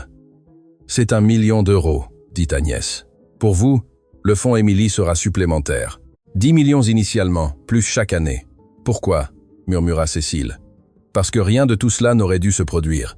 Et bien que je ne puisse pas changer le passé, je peux m'assurer que l'avenir soit différent. » Nous sommes partis peu de temps après. Cécile ne nous a pas accompagnés à la porte. Elle est restée assise sur le sol de son appartement, tenant l'enveloppe et regardant les photographies de sa fille. Dans la voiture au retour, aucune de nous deux ne parla pendant les 10 premières minutes. Puis Agnès rompit le silence. « Merci. »« Pourquoi ?» demandai-je. « Pour m'avoir forcé à faire ça, pour ne pas m'avoir laissé m'échapper, pour être exactement ce dont j'avais besoin, même si je ne le voulais pas. Ça valait le coup ?» demandai-je. « Vous sentez-vous mieux ?» Non. Sa réponse fut immédiate. Je me sens pire parce que maintenant c'est réel. Avant, c'était juste quelque chose que j'avais archivé dans mon esprit. Maintenant, c'est une personne réelle, avec une douleur réelle que j'ai causée, et je dois vivre avec ça. Bien, dis-je doucement, parce que c'est le début du changement. Ne pas se sentir mieux, mais sentir plus. Agnès me regarda avec quelque chose qui aurait pu être du respect, ou être de la gratitude. C'était difficile à dire. Georges disait quelque chose de similaire, murmura-t-elle. Il disait que j'avais construit des murs si hauts pour me protéger de la douleur, que je m'étais aussi bloqué la joie, que j'avais choisi de ressentir moins au lieu de ressentir plus. Et maintenant, dit-elle en regardant par la fenêtre la ville qu'elle possédait pratiquement. Je ressens trop, et c'est terrifiant. Cette nuit-là, tandis que je travaillais dans mon bureau, Étienne apparut à la porte. Maman m'a parlé de Cécile, dit-il. Du fond. Et pour la première fois de ma vie, je suis fier d'elle. Ses yeux brillaient. C'est étrange. Être fier de quelqu'un pour finalement faire ce qu'il aurait dû faire depuis le début. Ne lui dis pas. Je crois que c'est humain. Il s'assit sur la chaise devant mon bureau, paraissant plus jeune que ses 35 ans. Chloé, croyez-vous vraiment qu'elle puisse changer, ou sommes-nous juste en train d'assister à un moment de culpabilité qui passera? C'était la question que je me posais depuis que nous avions quitté l'appartement de Cécile. Honnêtement, dis-je, je ne sais pas, mais je sais ceci. Votre mère avait le choix de faire simple, d'envoyer de l'argent par des avocats, de rester distante, de protéger son ego. Et au lieu de cela, elle a choisi de s'agenouiller sur le sol d'un horrible appartement et d'admettre ses erreurs. Cela compte pour quelque chose. Étienne hocha lentement la tête. Mon père aurait été d'accord avec vous. Après qu'il soit parti, je suis resté seul avec mes pensées. J'ai pensé à Émilie, une enfant que je n'ai jamais connue, mais qui vivrait maintenant dans un cadre sur le bureau d'Agnès. J'ai pensé à Cécile, portant une douleur qu'aucune somme d'argent ne pourrait guérir. J'ai pensé à Agnès enfin, apprenant à ressentir après des décennies d'engourdissement. Et j'ai pensé à moi, à comment j'étais arrivé ici, à si je faisais une différence réelle. Mon téléphone vibra, un message d'un numéro inconnu. Merci de l'avoir amené, de l'avoir forcé à voir. Je ne pardonne pas, mais peut-être qu'un jour je pourrai. Cécile. C'était suffisant. Pour l'instant, c'était suffisant. 3 semaines après la rencontre avec Cécile, la vie à l'hôtel particulier Montaigne avait trouvé un rythme étrange. Ce n'était pas la paix, ce n'était pas l'harmonie. C'était plutôt une trêve inconfortable où nous marchions tous sur des œufs en attendant la prochaine explosion. Mais elle n'arrivait pas. Agnès avait changé subtilement, mais indéniablement. Elle disait « S'il vous plaît, et merci aux employés ». Elle demandait après leur famille. Elle avait mis en place un programme de congé maladie payé dans toutes ses entreprises. Le fonds Émilie Durand avait été officiellement annoncé avec une conférence de presse où Agnès, avec Cécile à ses côtés, avait parlé ouvertement de son erreur et de son engagement à la réparer. Les médias l'appelaient la milliardaire au grand cœur. Les réseaux sociaux célébraient sa transformation inspirante. Les demandes d'interview arrivèrent par douzaines. Et j'aurais dû être heureuse. J'aurais dû me sentir victorieuse. Mais quelque chose me rongeait de l'intérieur. Peut-être que c'était trop facile. Peut-être que les gens ne changeaient pas si vite. Ou peut-être que j'attendais juste que l'autre masque tombe. C'était vendredi après-midi quand tout s'est écroulé. J'étais dans mon bureau en train d'examiner les demandes pour le fonds Émilie quand j'ai entendu le cri. Pas de douleur, de fureur absolue. Comment osez-vous? La voix d'Agnès traversa les murs comme un missile. J'ai laissé tomber les papiers et j'ai couru vers son bureau. Madame Hélène était déjà là avec Étienne et 3 cadres qui semblaient vouloir disparaître dans le sol. Au centre de tout se trouvait un homme d'une trentaine d'années, costume froissé, visage pâle, tremblant visiblement. « Madame de Montaigne, j'ai juste rien. » Agnès était debout derrière son bureau, ses mains appuyées sur la surface, se penchant en avant comme un prédateur. « Vous avez perdu 3 millions d'euros à cause d'une erreur de calcul de base. Une erreur qu'un étudiant de première année d'université ne commettrait pas. C'était un problème avec le logiciel. Je me fiche que ce soit le logiciel, votre incompétence ou une intervention divine. Le résultat est le même. 3 millions. J'ai reconnu cette voix. Ce ton. C'était la même voix qu'elle avait utilisée avec moi au restaurant, froide, cruelle, conçue pour détruire. L'homme, Charles, selon son badge, avait les larmes aux yeux. « S'il vous plaît, Madame de Montaigne, j'ai 2 enfants. Ma femme est enceinte. Je ne peux pas perdre ce travail. Vous auriez dû y penser avant d'être aussi négligent. Stupide. » Et voilà. Le mot qui coupait comme un couteau. Le mépris absolu. La déshumanisation. Agnès. Ma voix sortit plus forte que je ne l'avais prévu. Tous se tournèrent pour me regarder, les cadres avec soulagement. Étienne avec quelque chose qui ressemblait à un espoir désespéré. Madame Hélène avec un avertissement dans ses yeux et Agnès. Agnès me regarda avec ses yeux gris qui avaient retrouvé leur froideur habituelle. « Chloé, cela ne vous concerne pas. » « Si, cela me concerne. » Je marchais vers le centre du bureau. Parce qu'il y a 3 semaines, vous vous êtes agenouillés sur le sol d'un appartement et avez promis que vous seriez différente. Vous vous souvenez? C'est différent. Ce sont les affaires. Ça laisse. Je me rapprochais. Parce que cela ressemble exactement à la façon dont vous parliez avant. Quand vous avez renvoyé Cécile. Quand vous avez détruit ma carrière. Quand vous avez fait pleurer 2 serveuses avant de me connaître. Un muscle se contracta dans la mâchoire d'Agnès. Cet homme a commis une erreur qui a coûté des millions. Et c'est une erreur. J'ai regardé Charles. Est-ce la première fois que vous commettez une telle erreur? Oui, répondit-il rapidement. Je suis dans l'entreprise depuis 5 ans. Mon dossier est impeccable. C'était un problème avec le logiciel de projection que personne n'a détecté jusqu'à assez. Agnès leva la main. Chloé, sortez de ce bureau. Maintenant. Non. Le silence qui suivit fut si dense qu'il était douloureux de respirer. Pardon. La voix d'Agnès était dangereusement basse. J'ai dit « Non, vous m'avez embauché spécifiquement pour ça, pour vous arrêter quand vous étiez sur le point de faire quelque chose que Georges aurait détesté. Eh bien, je suis là, je vous arrête. » Étienne s'approcha alors, se tenant à côté de moi. Sa voix tremblait, mais il parla. « Chloé a raison, maman. C'est exactement ce que tu faisais, ce que papa détestait. » Agnès se tourna vers son fils, et quelque chose de dangereux brilla dans ses yeux. Tu n'as pas le droit de parler de ce que ton père détestait. Non. Et maintenant, il y avait des larmes dans les yeux d'Étienne. J'étais avec lui chaque jour de ces 6 derniers mois. Savez-vous ce qu'il m'a dit 2 semaines avant de mourir? Personne ne bougea. Personne ne respira. Il m'a dit, « Étienne, ta mère était la femme la plus compatissante que j'ai connue lorsque nous nous sommes mariés. Mais le pouvoir l'a changé, le succès l'a changé, et j'ai eu tellement peur de la perdre que je ne l'ai jamais arrêtée. C'est mon plus grand regret. » Une larme coula sur la joue d'Étienne. Il m'a fait promettre quelque chose. Il m'a fait promettre que je ne ferais pas la même erreur, que je ne laisserais pas la peur me paralyser pendant que tu te transformais en quelque chose de méconnaissable. Étienne, la voix d'Agnès s'était adoucie, mais il ne s'arrêta pas. J'ai fait des cauchemars toute ma vie, maman. Des cauchemars où je deviens toi, où je traite les gens comme des objets jetables, où je valorise l'argent et le pouvoir par-dessus l'humanité de base. Et chaque fois que je me réveille de ces cauchemars, je me promets que je serai différent. Il essuya ses larmes furieusement. Mais, savez-vous ce qui est le plus terrifiant? C'est que parfois, quand je suis sous pression, j'entends ta voix dans ma tête me disant d'être dur, de ne pas montrer de faiblesse, que les personnes qui commettent des erreurs ne méritent pas de seconde chance. Il regarda Charles, et je dois me battre contre cette voix tous les jours. Le silence qui suivit fut brisé par un sanglot, mais il ne venait pas d'Étienne, il venait d'Agnès. Elle se laissa tomber sur sa chaise, se couvrant le visage de ses mains. Ses épaules tremblaient. « Qu'est-ce que je suis en train de faire ?» murmura-t-elle. « Qu'est-ce que je suis en train de faire ?» Je m'approchai lentement de son bureau. Les cadres étaient sortis discrètement. Il ne restait que Étienne, Madame Hélène, Charles et moi. « Agnès, dis-je doucement. Le changement n'est pas linéaire. Ce n'est pas une décision unique que vous prenez, et c'est tout.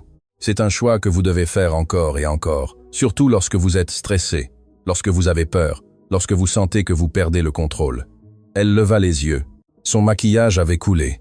Elle avait l'air vulnérable, humaine. « J'avais tellement peur, » admit-elle. 3 millions, c'est la responsabilité, c'est la confiance brisée, et mon premier instinct a été de détruire, parce que c'est ce que je sais faire. Elle se tourna vers Charles, qui se tenait toujours près de la porte, paralysé. « Charles, combien d'années travaillez-vous ici ?»« 5 ans, madame. »« Et en ces 5 ans, combien de fois avez-vous dépassé les attentes ?»« Beaucoup, je crois. Mes évaluations ont toujours été excellentes. » Agnès hocha lentement la tête, sortit la photographie encadrée d'Émilie de son bureau. Elle la regarda longuement. 5 ans d'excellence ne devraient pas être effacés par une erreur, surtout une causée par une défaillance logicielle. Elle respira profondément. « Vous n'êtes pas licencié, Charles, mais vous travaillerez avec l'équipe informatique pour vous assurer que ce problème ne se reproduise plus, et vous suivrez un cours de vérification des systèmes. L'entreprise payera pour cela. » Charles semblait sur le point de s'évanouir de soulagement. « Merci, madame. Merci. Je et Charles. » Agnès l'interrompit. « Je suis désolé de la façon dont je vous ai parlé, de vous avoir traité de stupide. Ce n'était pas professionnel, et ce n'était pas juste. J'espère que vous pourrez me pardonner. » Maintenant, Charles pleurait ouvertement. Il hocha la tête à plusieurs reprises en quittant le bureau. Quand la porte se referma, Agnès regarda Étienne. « Ton père avait raison, surtout. Et toi, tu mérites une mère qui ne soit pas la protagoniste de tes cauchemars. » Étienne traversa le bureau et, à la surprise de tous, serra sa mère dans ses bras. Elle se figea un instant, puis ses bras s'enroulèrent autour de lui, le tenant comme s'il était le petit garçon qu'il avait été autrefois. « Je suis désolé, » murmura Agnès dans ses cheveux. « Pour toutes les années, pour toutes les fois où je t'ai fait sentir que tu n'étais pas assez bien, pour être devenue la raison pour laquelle tu fais des cauchemars. Tu peux être différente, maman, dit Étienne. Tu viens de le prouver. Continue juste de choisir de l'être. » Plus tard cette nuit-là, Agnès m'appela dans son bureau. Elle était seule, regardant par la fenêtre la ville. « Je pensais que ce serait plus facile, » dit-elle sans préambule. « Je pensais qu'une fois que je déciderais de changer, je changerais simplement. Le vrai changement est la chose la plus difficile qui existe, lui dis-je. Parce que vous vous battez contre des décennies de schémas, d'instincts, de mécanismes de défense. J'ai failli tout gâcher aujourd'hui, mais vous ne l'avez pas fait. C'est ça la différence. » Elle se tourna pour me regarder, et pour la première fois depuis que je la connaissais, je vis quelque chose dans ses yeux que je n'avais jamais vu auparavant. Un véritable espoir. Pensez-vous que Georges serait fier? J'ai pensé à l'homme qui avait passé 40 ans à aimer cette femme compliquée et brisée, qui avait vu sa transformation en quelqu'un qu'il ne reconnaissait pas, qui était mort, en espérant qu'elle retrouve son chemin. « Je crois, dis-je prudemment, qu'il serait fier que vous essayiez. Et c'est tout ce que l'on peut demander. 6 mois après cette nuit au restaurant Le Diamant Noir, j'étais debout dans la même salle où tout avait commencé. Mais cette fois, je ne portais pas un uniforme bordeaux usé. Je portais une robe bleu marine qu'Agnès avait insisté pour m'acheter, et je ne servais pas de table. J'étais honoré. La salle était pleine.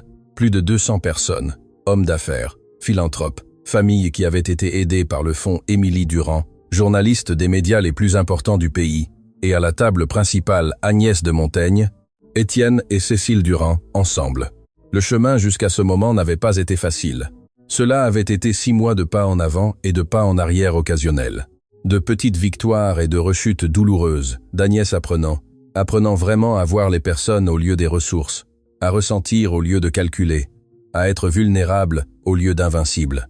Mais nous étions arrivés, d'une manière ou d'une autre, contre toute attente, nous étions arrivés ici. Chloé Lefebvre. La voix du présentateur résonna dans la salle. Veuillez vous avancer pour recevoir le prix Émilie Durand pour la défense de la dignité humaine. Mes jambes tremblaient tandis que je marchais vers la scène. Les applaudissements étaient assourdissants, mais ce qui me fit pleurer fut de voir Cécile debout, applaudissant avec des larmes coulant sur son visage. À ses côtés, Agnès était également debout avec cette expression que j'avais appris à reconnaître, fierté mélangée à de la gratitude. Cécile fut celle qui me remit le prix. C'était une sculpture en cristal avec l'image d'Émilie gravée. Cette photo de la glace qui avait été sur le bureau d'Agnès pendant des mois. « Merci », murmura Cécile en me serrant dans ses bras, pour avoir vu ce que tous les autres avaient choisi d'ignorer, pour ne pas avoir laissé le pouvoir gagner. Quand je pris le micro, je regardais l'audience.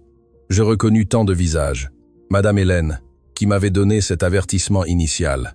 Le chef Antoine du restaurant, Charles, le cadre qui avait failli perdre son emploi, le docteur Leclerc de l'hôpital. Et au dernier rang, presque caché, le gérant Duval du Diamant Noir, qui m'avait licencié il y a 6 mois. Je ne mérite pas ce prix. Comment sais-je? Et ma voix résonna dans la salle, parce que tout ce que j'ai fait est quelque chose que toute personne décente aurait dû faire. Dire la vérité quand le silence était plus pratique. Défendre la dignité quand il était plus facile de regarder ailleurs. Je marquais une pause, organisant mes pensées. Mais si ce prix représente quelque chose, j'espère qu'il représente ceci. Qu'aucun de nous n'est au-delà de la rédemption, que les personnes qui semblent être des monstres ne sont souvent que des êtres humains qui ont perdu leur chemin, et que parfois, tout ce dont elles ont besoin est que quelqu'un, n'importe qui, ose leur montrer le miroir. Je regardais directement Agnès. Il y a 6 mois, j'ai rencontré une femme que tout le monde craignait. Une femme qui avait bâti des empires, mais avait perdu son humanité dans le processus.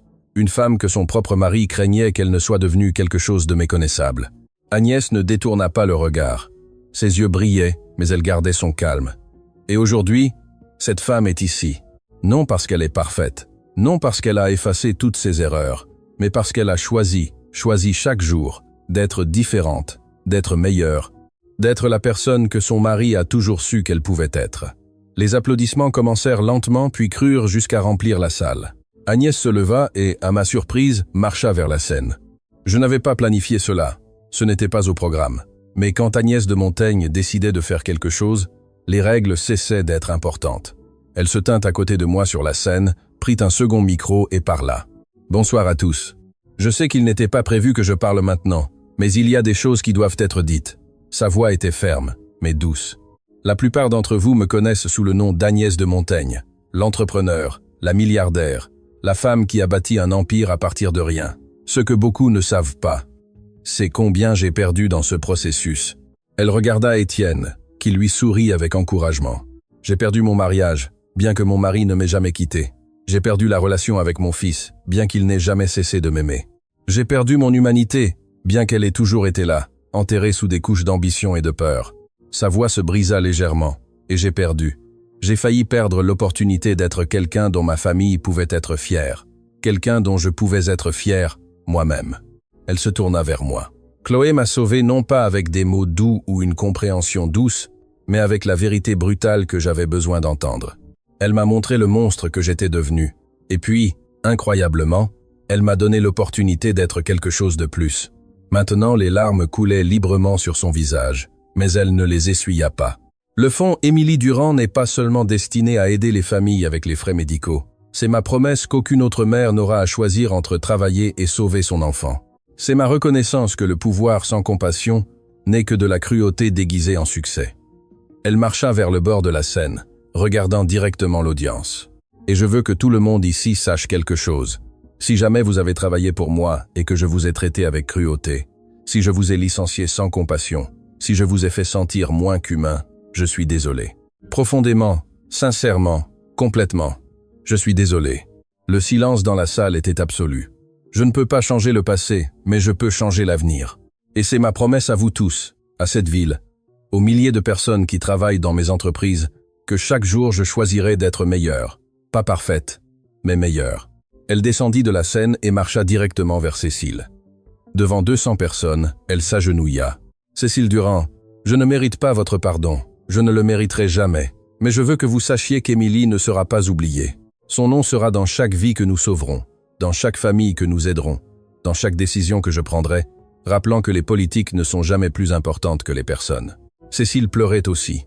Maintenant, elle descendit jusqu'à s'agenouiller devant Agnès, prenant ses mains. « Vous ne pouvez pas me rendre ma fille, » dit Cécile, sa voix tremblante. « Mais vous pouvez vous assurer que sa mort n'a pas été vaine, et vous êtes en train de le faire. Alors oui, Agnès, je vous pardonne. Non parce que vous le méritez, mais parce qu'Émilie aurait voulu que je le fasse. Elle pardonnait toujours. » Elles s'étreignirent alors, deux femmes unies par la tragédie, mais choisissant de construire quelque chose de beau à partir des cendres. Il n'y avait pas un œil sec dans cette salle. Étienne monta sur la scène après, sa voix rauque d'émotion. « Mon père, Georges de Montaigne, a passé 40 ans à aimer une femme compliquée. Il m'a appris que l'amour véritable ne signifie pas abandonner les gens quand ils sont difficiles. Cela signifie tenir un miroir pour qu'ils puissent se voir eux-mêmes. Et s'ils refusent de regarder, cela signifie avoir le courage de s'éloigner. » Il regarda sa mère. « Chloé a fait ce que mon père a toujours voulu que je fasse, mais j'avais trop peur. Elle a tenu le miroir fermement jusqu'à ce que maman n'ait plus d'autre choix que de regarder.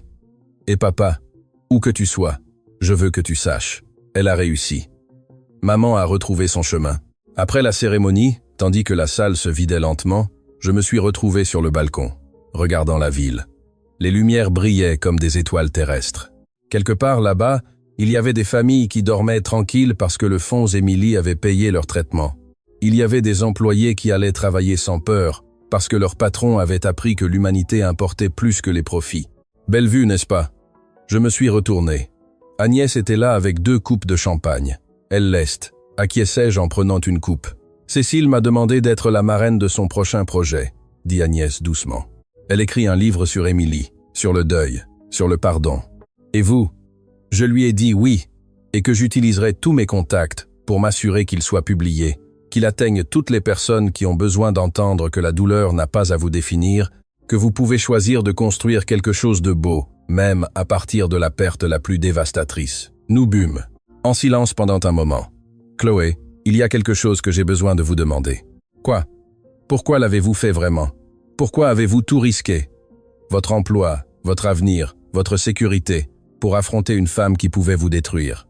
J'ai pensé à cette nuit au restaurant, à la coupe qui se brisait, à la décision de choisir la dignité plutôt que la sécurité. Parce que, dis-je finalement, j'avais vu trop de fois comment le pouvoir écrase les bonnes personnes. J'avais travaillé pour des patrons qui traitaient les employés comme des objets jetables. J'avais vu des collègues pleurer dans les toilettes parce que quelqu'un avec de l'argent décidait que leurs sentiments n'avaient pas d'importance. J'ai regardé Agnès directement, et j'étais fatigué. Fatigué d'être invisible. Fatigué que des personnes comme moi doivent accepter les mauvais traitements parce que nous avions besoin des emplois. Fatigué d'un monde où l'argent achetait le droit d'être cruel.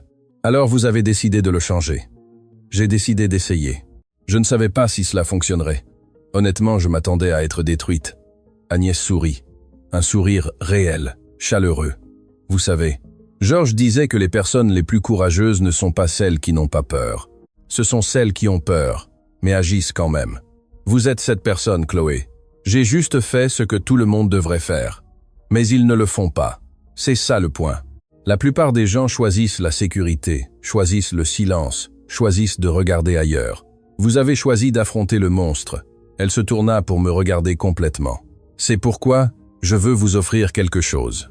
Non pas comme votre patronne, comme votre associé. Mon cœur s'accéléra.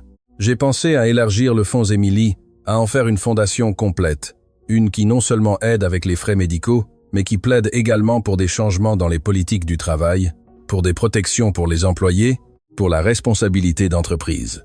Et j'ai besoin de quelqu'un pour la diriger, quelqu'un qui comprenne ce que ça fait d'être de l'autre côté du pouvoir. Agnès, je n'ai pas d'expérience. Vous avez quelque chose de mieux que l'expérience. Vous avez la conviction, vous avez le courage, et vous avez la confiance des personnes que nous voulons aider parce qu'elles savent que vous êtes l'une d'entre elles. Elle tendit la main. Que dites-vous, Chloé? Voulez-vous changer le monde avec moi? J'ai regardé sa main tendue. Il y a 6 mois, cette femme avait été mon ennemi, mon cauchemar, le symbole de tout ce qui n'allait pas avec le pouvoir et le privilège. Maintenant, elle était quelque chose de différent. Pas parfaite, jamais parfaite, mais essayant, s'efforçant, choisissant chaque jour d'être meilleure. J'ai pris sa main, oui, mais à une condition. Laquelle? Si jamais vous commencez à redevenir la vieille Agnès, si vous commencez à traiter les gens comme des objets, si vous oubliez pourquoi nous faisons cela, promettez que vous écouterez quand je vous le dirai, que vous ne me renverrez pas, que vous ne me ferez pas taire. Agnès serra ma main fermement. Je le promets en mémoire de Georges, en l'honneur d'Émilie, je le promets. Cette nuit-là, alors que je me préparais à partir, Étienne me trouva sur le parking. Chloé, attendez. Je me suis retourné. Il avait l'air plus léger d'une certaine manière, comme si un poids qu'il avait porté pendant des années s'était finalement levé. Je voulais juste vous dire merci de m'avoir rendu ma mère, de m'avoir appris que le courage ne vient pas toujours en grands gestes. Parfois, il vient de simplement dire la vérité quand tous les autres mentent. Votre père serait fier de vous, Étienne, de vous deux. Il sourit. Un sourire qui ressemblait beaucoup à celui d'Agnès quand il était sincère. Je sais, et je crois que je peux enfin dormir sans cauchemar, alors que je rentrais chez moi cette nuit-là, dans ma propre voiture. Maintenant, pas dans les transports en commun. J'ai pensé à tout ce qui avait changé en 6 mois. J'avais commencé comme une serveuse anonyme dans un restaurant chic, servant des personnes qui ne me voyaient jamais vraiment. J'avais fini comme directrice d'une fondation qui changerait des milliers de vies. J'avais connu Agnès de Montaigne comme un monstre. Maintenant, je la connaissais comme un être humain compliqué qui avait perdu son chemin, mais avait trouvé le courage de le chercher à nouveau, et j'avais appris quelque chose de fondamental, que le vrai changement est possible, pas facile, pas rapide, pas parfait, mais possible. Quand les gens sont prêts à regarder dans le miroir, quand ils sont prêts à admettre leurs erreurs, quand ils sont prêts à choisir encore et encore d'être meilleurs. Cette nuit-là, avant de dormir, j'ai reçu un message d'Agnès. Georges avait raison sur tout, mais surtout sur ceci. Les bonnes personnes arrivent au moment exact où vous en avez besoin. Merci d'être arrivé, Chloé, d'être restée, de ne pas avoir abandonné avec moi quand cela aurait été plus facile. Ah, répondis-je simplement, merci d'avoir été prête à changer. C'est le plus difficile de tout. Et tandis que je fermais les yeux, j'ai pensé à Émilie Durand, une enfant que je n'ai jamais connue, mais qui avait tout changé, dont le nom signifiait maintenant l'espoir, au lieu de la tragédie, dont le sourire sur cette photographie avec la glace me rappellerait pour toujours que derrière chaque politique, chaque décision, chaque action, il y a des vies réelles, des personnes réelles qui méritent d'être vues, d'être valorisées, d'être traitées avec dignité. Et si une serveuse et une milliardaire pouvaient apprendre cette leçon ensemble, alors juste peu, être que le monde le pouvait aussi.